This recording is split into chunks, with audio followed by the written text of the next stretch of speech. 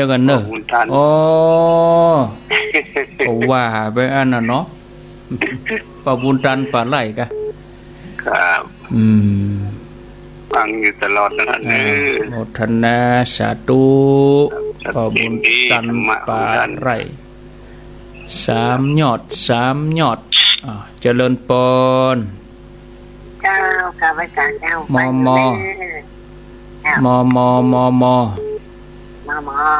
เมาเจ้าเบอร์โทรอย่างเบอร์โทรอย่างอย่างก็เจ้าเบอร์โทรอย่างเบอร์โทรอ่ะเบอร์ที่โทรหาเนี่ย9983222366น่ะยุ่งรู้มใจอ่ะโทรไปติดว่าอีนี่โทรมติดไปใจใหญ่เอาไม่กะไม่เหรอเอาไม่ตั้งดีๆตั้งสติดีๆ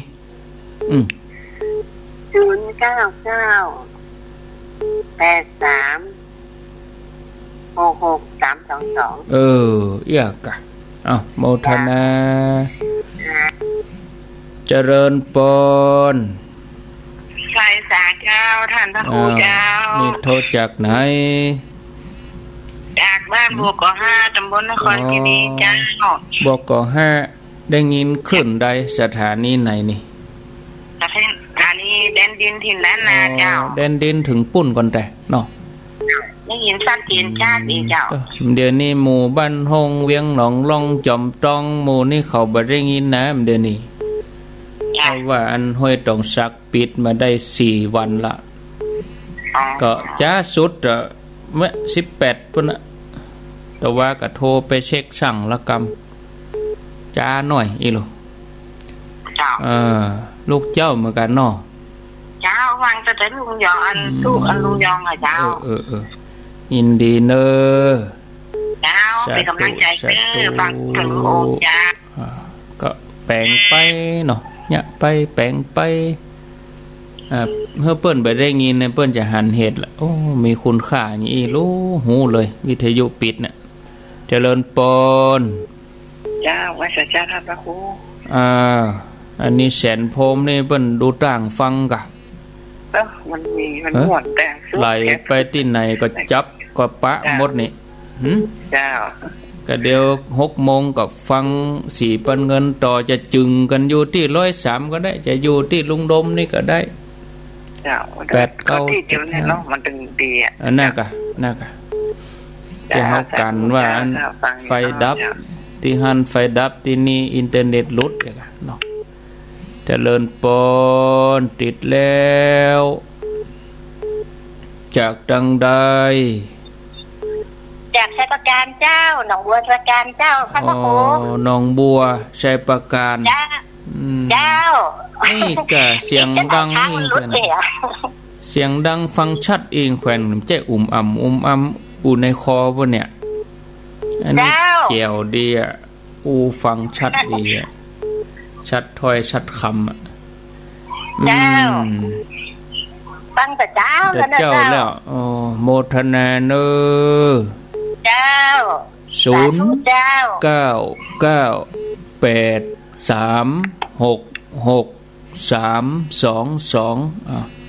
ช่วยกันจัดรายการเพียงแค่บอกเบอร์โทรมาเจริญปนไว้จ่าเจ้าบอกเบอร์โทรมา0998366322อีกาแล้วอยู่ที่ไหนประแดดเชียงใหม่เจ้าประแดดเชียงใหม่เจ้าฟังคลื่นใดหาฟัง104เจ้า104ก็เดี๋ยวถ้าจะฟังต่อก็ไปที่น่านฟ้าก็ได้เนอะ101.75ก็ว่าจะจึงอยู่104ก็ท่านพระครูวังสิงห์คำเปิ้นก็จะต่อนี่นะเจ้าฟังตลอดเจ้าตัวลุงในวังถ้าจะฟังแม่ก็แม่ทันดีนึงกำแพงเจ้าโทรมาแม่ทันดีสาธุค่ะโทรมาวันแรกนี่เนาะ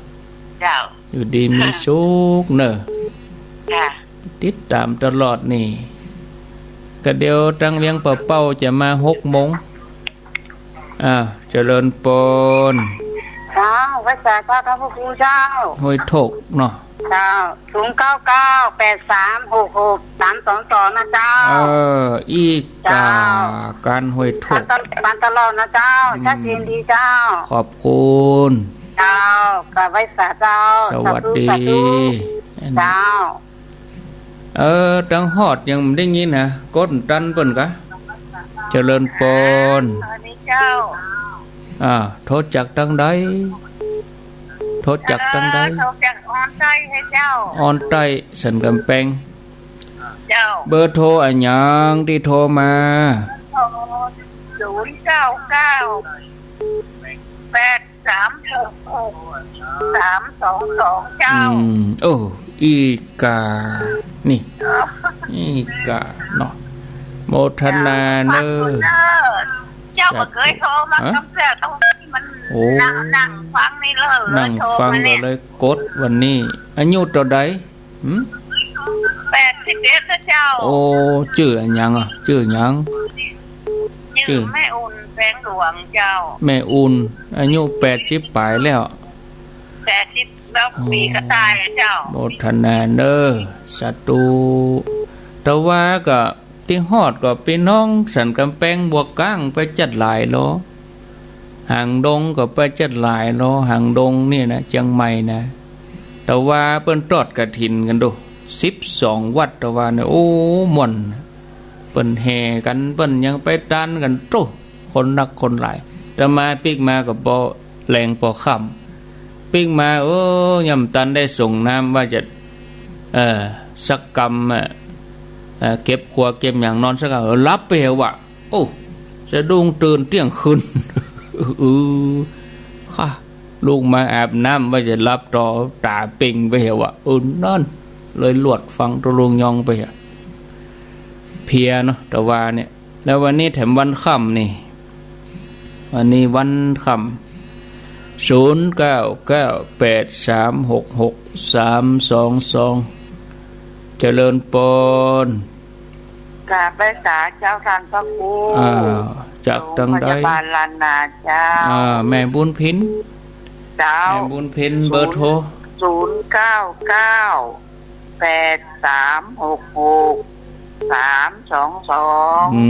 อย่าช่วยกันกะช่วยกันฟังอยู่นะเจ้าจำขึ้นใจเจ้าเต็มไว้ในเครื่องนี้ละเจ้าโมทนาเป็นกำลังใจเจ้าสาธุสาธุแมมไว้ในเครื่องก็ต้องแมมไว้ในใจตัวเองนะบางทีก็โทรศัพท์รู้เบอร์อย่างนี้เอาก็ท่องไว้กับเบอร์สำคัญเบอร์ญาติเบอร์พี่เบอร์น้องนะ0998366322เจริญปนครับผมกับไวสาครับ0998366322ครับผมเน้นหลักเนาะครับผมเดี๋ยวนี้ฟังคลื่นไหนนี่เน้นหลักบ้านทุ่งเรดิโอครับบ้านทุ่งได้ยินชัดดีกะครับผมดีแล้วกะอนุโมทนาครับกับไวสาครับสามเณรรักปัญโยนันท์และการเปิ้นมีทุกวันอังคารเน้นหลักนี่มีเข้ามาแถมญาติโยม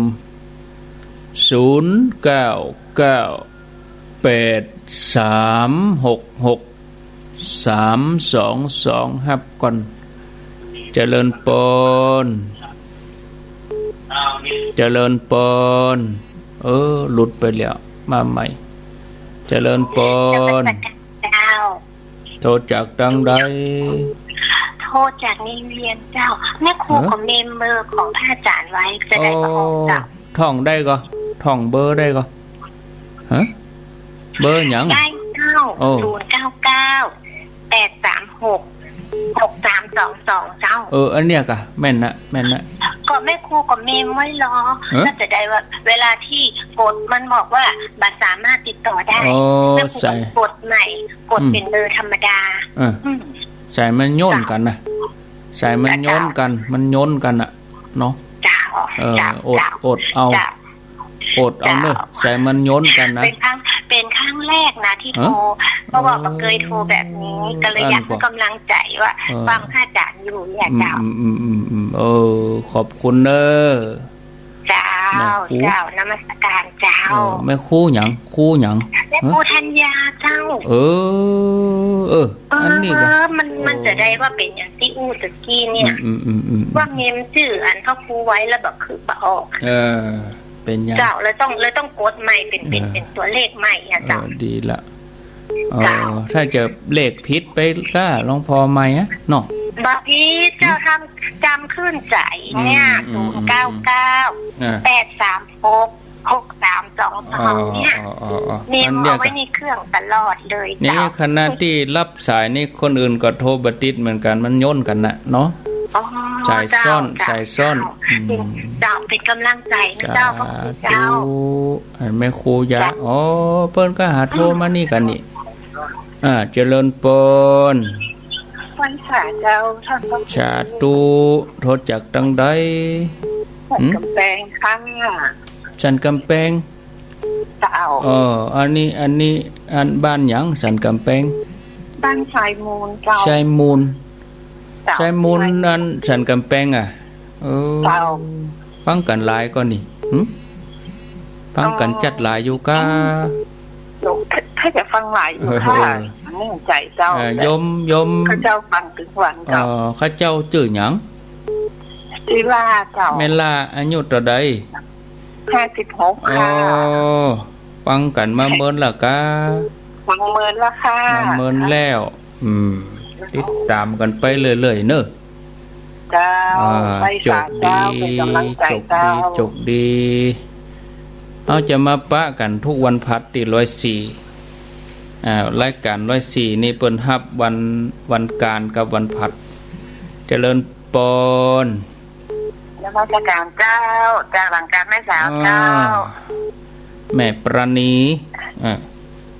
ใจกะแม่จันโสอันกะจันสมจังซอเจ้าแต่ว่านี่ไปสลากหนองเตงนี่ก็คนมาขอเบอร์แจกเบอร์มาเยอะแยะอะไรขอเบอร์ไผเบอร์ท่านอาจารย์แล้วก็เบอร์ตึงยองเจ้าติดจำได้เบอร์หยังเบอร์หยัง8 099ได้ความเหมือน8นั่นนะ366-322ของตุลุงยองเนาะของตุลุงยองอ่ะ089-955-6506อันนี้ถ้าจะฟังจำแต่ละนี่นะเจ้าแจกไว้ที่ไหนก็แจกไว้ด้านล่างก็แจกเจ้าเอาที่เพิ่นไม่อายตาตอมดีแล้วกะสาธุเนอะสาธุเอาต่อไป05:58 นาทีเหลือเวลาจะห้างไว้สถานีสัก1 นาทีเพื่อเพื่อนจะตัดเข้ารายการของวัน104นี่ก็จะเป็นวังสิงคำส่วนเครือข่ายเคลื่อนสีขาวก็จะเป็นพระสงฆ์ตังเวียงป่าเป้าวันนี้ท่านมหาสมชาติวัดหนองยาวสายสุดท้ายเจริญปนนักมันประการค่ะจากตังใดคนยองป่าซางเจ้าคนยองป่าซางเจ้าฟังตัวมันโทรบ่ตันแต่ป่าซางบ้านสังบ้านหยังบ้านป่าซางบ้านป่าซางบ้านป่าซางเนี่ยได้ยินชัดดีก่อเจ้าฟังชัดเจนเลยติดตามกันตลอดเนาะฟังตลอดเลยเจ้าฟังเสมอตุลุงยองเจ้าโตเหนียวแน่นล้อเนี่ย